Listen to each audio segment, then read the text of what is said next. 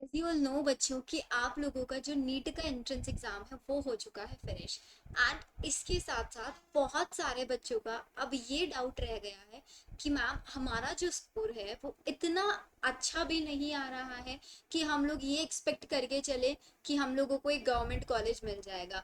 या there are so many student जिन बच्चों का ये लग रहा है कि मैम हमें आइडिया नहीं लग पा रहा है कि मेरा स्कोर 500 बन रहा है, 520 बन रहा है, 550 बन रहा है, 570 बन रहा है। बट हमें ये चीज समझ में नहीं आ रहा कि या हम अब नीट के रिजल्ट का वेट करें और रिजल्ट के साथ साथ क्या हम काउंसलिंग तक का वेट करें, ये चीज फिक्स करने के लिए कि मैम हमें ड्रॉप लेना है या नहीं लेना है।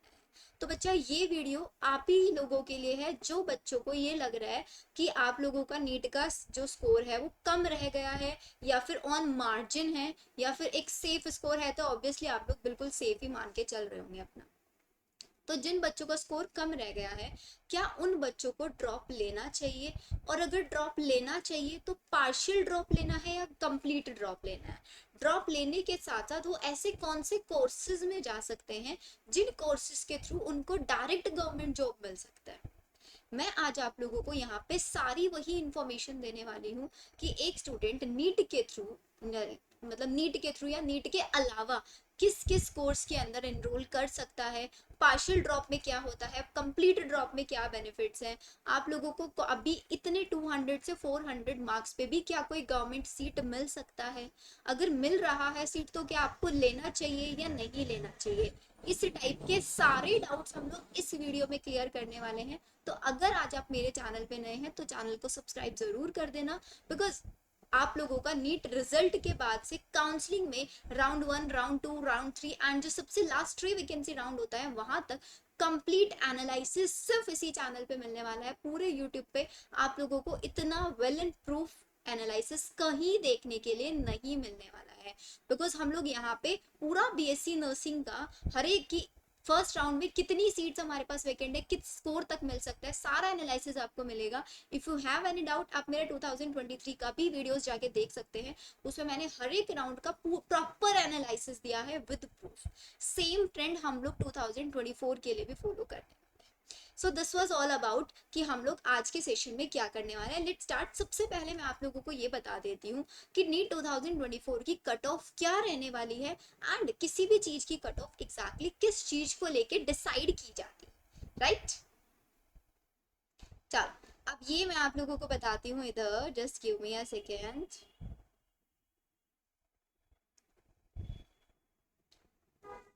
वेट अ सेकेंड बच्चों।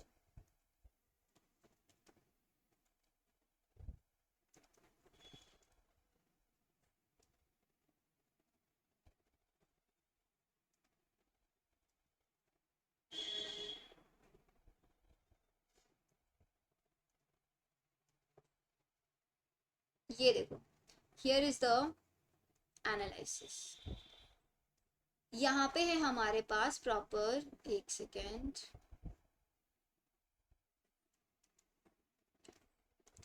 इसके अंदर है आपका नीट 2023 में टोटल हमारे पास कितने रजिस्ट्रेशन हुए थे। तो अगर आप इसमें रजिस्ट्रेशन देखोगे तो टोटल हमारे पास 18 लैक्स रजिस्ट्रेशन हुए थे। लेकिन in out of these 18 lakhs सिर्फ 17.64 लैक्स ही स्टूडेंट्स ने नीट एग्जाम में अपियर किया था। मतलब रजिस्ट्रेशन ज्यादा बच्चे करते हैं बट एग्जाम में अपियर कम बच्चे होते हैं। तो पहला क्राइटेरिया तो हमारा यही रहता है किसी भी चीज की कट ऑफ डिसाइड करने का कि उस एंट्रेंस एग्जाम के अंदर एग्जैक्टली कितने बच्चों ने अपियर किया था। नीट 2023 में अगर आप देखो तो 20.38 बच्चों ने अपियर किया था, जबकि हमारे पास रजिस्ट्रेशन जो थे 20 लाख प्लस ही थे। वो मतलब कुछ थाउजेंड समथिंग बच्चे थे जिन्होंने यहाँ पे एग्जाम नहीं दिया था। देन अगर हम 24 की बात करें तो आप देख रहे हैं रजिस्ट्रेशन बढ़ रहा है, 18 लाख, 20 लाख, 24 लाख। तो इस बार ज्यादा बच्चे थे और एग्जाम भी ज्यादा बच्चों ने दिया है। तो क्या इस बार की कट ऑफ हाई रहने वाली है? कितनी कट ऑफ जाएगी? 23 में लास्ट वो कौन सी स्कोर था जिसपे एक मेडिकल गवर्नमेंट कॉलेज बच्चों को मिला था? एंड इस बार वो कितना स्कोर रहने वाला है, वो भी सारी की सारी चीजें हम लोग यहीं पे डिस्कस करेंगे। तो मैं आप लोगों को इधर जरा एक बार स्कोर दिखा देती हूँ। ये हमारे पास प्रॉपर स्कोर है। Let's have a look here. अगर हम 2022 की बात करें बेटा, तो 22 में हमारे पास जनरल कैटेगरी का जो लास्ट रैंक था 22,706 था। ये ऑल इंडिया रैंक मैं बता रही हूँ, ये कैटेगरी रैंक नहीं है। उस बच्चे का था स्कोर 507। तो आप ये मान सकते हैं, बिकॉज आपको नहीं पता अभी आपका रैंक कितना बनेगा, लेकिन आपको ये पता है ना कि आपका स्कोर कितना बन रहा है। तो उस स्कोर के बेसिस पे आप यहाँ से ये चीज एनालाइज कर सकते हैं कि आपको 24 में ड्रॉप लेना चाहिए, कंप्लीट ड्रॉप लेना चाहिए या पार्शियल ड्रॉप लेना चाहिए। तो 507 हमारे पास एक जनरल कैटेगरी पे मिला था। अब आप देखो 23 में 18 लाख से जैसे ही 20 लाख बचे हुए थे, तो ये कितना ज्यादा हाई चला गया था। 610 हमारे पास ये स्कोर चला गया था, जहां हमारे पास 507 पे एक बच्चे को सीट मिल रही थी, अब हम वो सीट 610 पे मिलेगी। तो क्या 2024 में वो सीट 650 पे जाके मिलेगी या उससे भी हाई रहने वाला है, ये आपको चीज यहाँ पे डिसाइड करना है। तो अब एक चीज मान के चलो, देखो जनरल कैटेगरी में 610 मिल रहा है। अब पहली चीज तो मैंने आपको बता दिया कि कट ऑफ किसको लेके डिसाइड होती है, कट ऑफ हमेशा डिसाइड होती है on the basis of registration. Second criteria क्या होता है कट ऑफ डिसाइड करने का, सेकंड क्राइटेरिया हमारा रहता है कि उस एंट्रेंस एग्जाम के अंदर जो एग्जाम हुआ है उसका पेपर पैटर्न कैसा था, इजी था, डिफिकल्ट था या मॉडरेट था। अगर हम 2022 में कंपेयर करें तो उस टाइम पे जो पेपर आया था वो काफी हार्ड लेवल का था। हार्ड लेवल क्यों? क्योंकि उस टाइम पे जो बायो के क्वेश्चंस आए थे बहुत ज्यादा difficult question, difficult in the sense बहुत ज्यादा लेंथी पेपर था, स्टेटमेंट क्वेश्चंस भरे हुए थे, बहुत ज्यादा असर्शन रीजन क्वेश्चन थे। लेकिन 23 का पेपर कंपैरेटिवली इजी था as compare to the 22, but still cut off high गया। 24 की अगर हम बात करें तो 24 का लेवल और भी ज्यादा हाई था या कम था?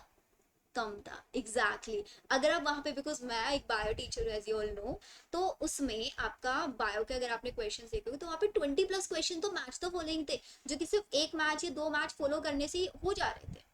पेपर का लेवल और सारे क्वेश्चन एनसीईआरटी बेस्ड थे।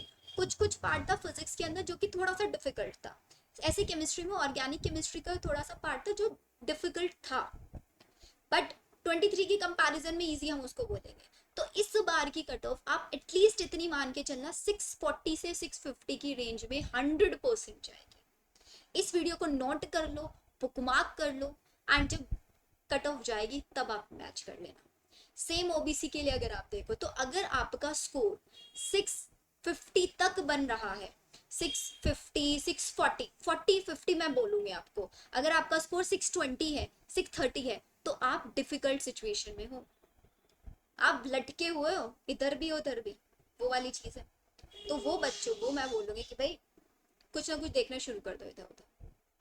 ओबीसी में अगर आप देखें लास्ट 506 था, नेक्स्ट 23 में 609 हुआ, 100 मार्क्स का इंक्रीमेंट हुआ जबकि पेपर इजी था। अब इस बार और ज्यादा इजी है पेपर, तो इस बार ये कट ऑफ और ज्यादा हाई जाएगी, मैक्स 620 तक ओबीसी की कट ऑफ इस बार जाने वाली है। मैं लिख भी देती हूँ आप लोगों को यहाँ पे, ये जाएगी इस बार 650 तक, ये जाएगी इस बार 620 तक, और ये 610 है तो ये जाएगी 615 तक, ये 480 में है तो ये अराउंड जाएगी 550 तक मान के चलो जाएगी, और ये 450 है तो अराउंड इसको आप मान के चलो 510 तक कंसीडर कर सकते हो। These are the cut offs जो कि आप कंपैरिजन कर लो खुद से कि एससी और एसटी में इतना ज्यादा ह्यूज डिफरेंस नहीं है, बट जनरल ओबीसी में आप देख रहे हो, जनरल में तो मोर देन 100 है, ओबीसी में अप्रॉक्स 100 है, ईडब्ल्यूएस में भी कितना है, बट इतना ज्यादा नहीं है, 595 600 है। जनरल ओबीसी के लिए बहुत ज्यादा कट ऑफ हो गया है। तो इस बार भी जनरल ओबीसी वाले बच्चे, तो अगर आपका स्कोर बन रहा है 650 तक, दोनों को बोलूंगी मैं, 650 तक अगर स्कोर बन रहा है तब आप रिजल्ट का वेट करो प्लस काउंसलिंग का वेट करो। आप ये मत सोच के चलो कि मुझे पार्शियल ड्रॉप लेना फुल ड्रॉप लेना, अब वो वाली चीज रखो ही मत माइंड में। लेकिन हमारे वो बच्चे जो 600 से बिलो जा रहे हैं, अब उन बच्चों को डिफिकल्टी है, तो उन बच्चों के लिए मैं यहाँ पे सॉलिड सा सोल्यूशन देने वाली हूँ। अब वो सोल्यूशन क्या रहने वाला है? वो सोल्यूशन हमारे पास रहेगा कि भाई देखो, सिंपल सी तरीके से समझाऊंगी बिल्कुल।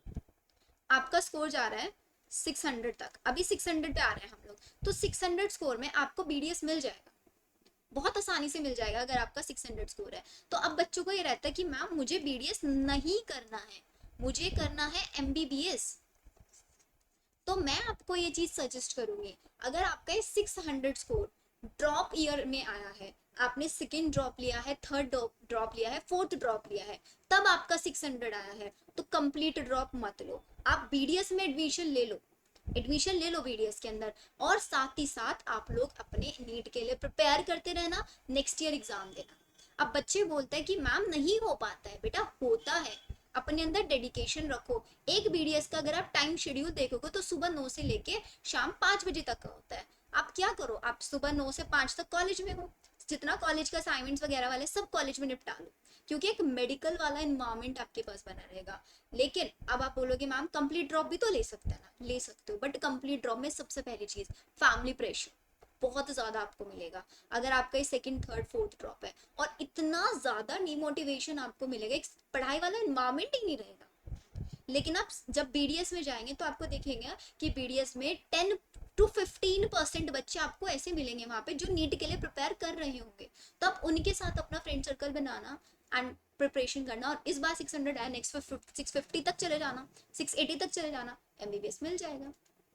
बताओ, है नहीं ये सोल्यूशन? 600 वाले इतने कर लेंगे। अब जो हमारे बच्चे हैं 200 से 400 की रेंज में, अब इनको भी मैं दो पार्ट में डिवाइड करूँ भाई, जो हमारे बच्चे हैं 300 से बिलो, वो बच्चे तो अपनी कैटेगरी के अकॉर्डिंग जाओ। अगर आपको लगता है आप जनरल कैटेगरी हो और आपके अंदर इतना कॉन्फिडेंस है, आपके अंदर इतना डेडिकेशन है कि मैं 1 साल का ड्रॉप लेके, मैं 1 साल का ड्रॉप लेके इस स्कोर को 600 प्लस ले आऊंगा, 650 प्लस ले आऊंगा, तब ड्रॉप लेना। अपने दिमाग को पहले टाइम दो, 10 से 12 दिन सोचो अच्छे से, तब डिसाइड करना।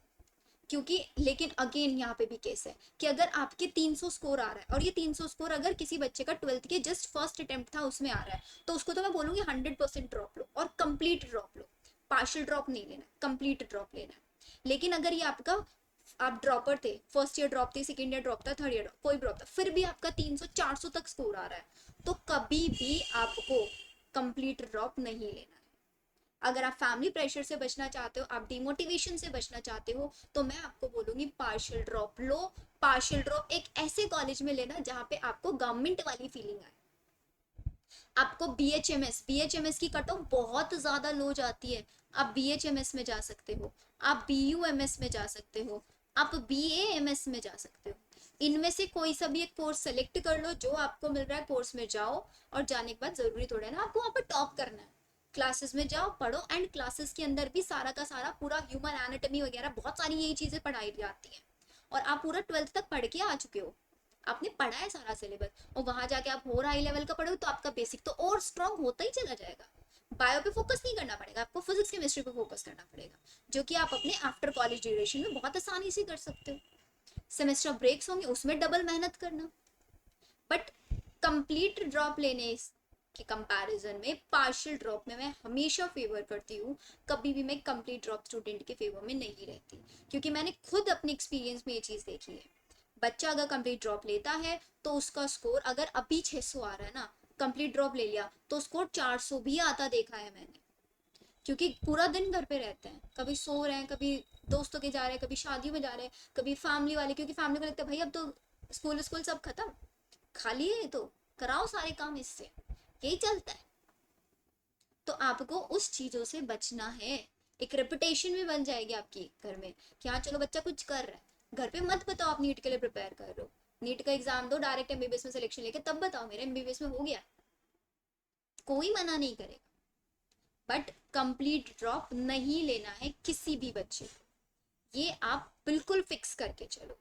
और जितनी भी हमारी गर्ल्स स्टूडेंट्स हैं यहाँ पे, गर्ल्स स्टूडेंट्स हमेशा बिल्कुल ध्यान रखना, अगर आप नीट के लिए प्रिपेयर कर रहे हो तो साइमल्टेनियसली आपको एम्स नर्सिंग के लिए प्रिपेयर करके चलो। एम्स नर्सिंग में डायरेक्ट गवर्नमेंट जॉब आपको मिलती है, 4 साल का कोर्स है, फर्स्ट सेमेस्टर से ही आप लोगों को हॉस्पिटल्स के अंदर ड्यूटीज लगना शुरू हो जाता है।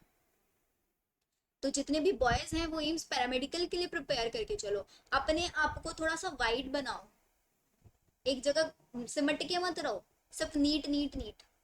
पीसी में बहुत सारे ऑप्शन हैं, आप बी फार्मा कर सकते हो, बी फार्मा करके आप फूड इंस्पेक्टर की जॉब पे जा सकते हो जो 1 1 लाख रुपए महीना कमाते हैं। आप जो हमारी गर्ल स्टूडेंट्स है वो एमएनएस में जा सकती हैं, अगर आपका स्कोर 400 450 तक आ रहा है तो एमएनएस में आप जा सकते हो, उसके लिए कुछ क्राइटेरिया है, I make a separate video on that. वहाँ पे आप एक नर्सिंग ऑफिसर के जैसे रह सकते हो। एम्स से आप नर्सिंग कर सकते हो, जिसका एग्जाम जून में होता है। एम्स पैरामेडिकल में जाओ, बी फार्मा करो, फिजियोथेरेपिस्ट में आप जा सकते हो। ये बहुत अच्छे अच्छे ऑप्शंस हैं। ऐसे ही मैंने एक वीडियो बनाया हुआ भी है कि नीट के अलावा कौन से ऑप्शंस है, उसका लिंक मैं आपको यहाँ पे दे दूंगी। आप उस वीडियो में जाओ, वहाँ पे देखो कि आपके पास टोटल कितने ऑप्शंस अवेलेबल है पीसीबी में। उनमें से अपने इंटरेस्ट का एक ऑप्शन सेलेक्ट करो एंड पार्शियल ड्रॉप लो। ये बता रही हूँ, सिंपल चीज़ है। एंड अगर आप ऑलरेडी 4-5 ड्रॉप ले चुके हो तब तो पार्शियल भी मत लो, तब तो चले जाओ किसी और डायरेक्शन। ये करना है। तो दिस इज द वीडियो जिसके अंदर आप लोगों के क्लियर कट में पता चलेगा कि आपको पार्शियल ड्रॉप क्यों नहीं लेना है, क्यों हमेशा आपको ड्रॉप लेने से मना किया जाएगा। आई होप आप लोगों को वीडियो अच्छी लगी होगी, एंड वीडियो अच्छी लगी है तो चैनल को सब्सक्राइब कर ही दिया होगा। मिलते हैं हम हमारी नेक्स्ट वीडियो में। Bye bye.